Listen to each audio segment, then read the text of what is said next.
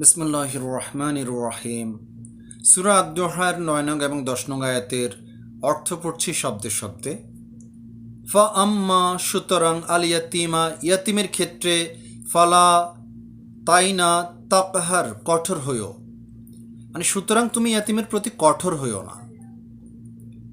ও আম্মা আর না আসা ইলা ভিক্ষা প্রার্থীর ক্ষেত্রে ফালা তাইনা তানহার তিরস্কার করো, মানে আর ভিক্ষুককে তুমি ধমক দিও না। তো এটা আল্লাহ তাআলা এই দুটি আয়াতের মাধ্যমে নবী সাল্লাল্লাহু আলাইহি আসাল্লামকে এই নির্দেশনা দিয়েছেন এবং নবী সাল্লাল্লাহু আলাইহি আসাল্লামের মাধ্যমে আমাদেরকেও তিনি আল্লাহ তাআলা এই নির্দেশ দিয়েছেন যে তোমরা ইয়েতিমের প্রতি কঠোর হইও না এবং ভিক্ষুককে ধমক দিও না, মানে ভিক্ষুককে ভিক্ষা দাও, না দিতে পারলে সদয় আচরণ করো, আর ইয়েতিমকে তার যতটুকু প্রাপ্য সেটা দাও, আর একটু বেশি দাও, কঠোর হইও না।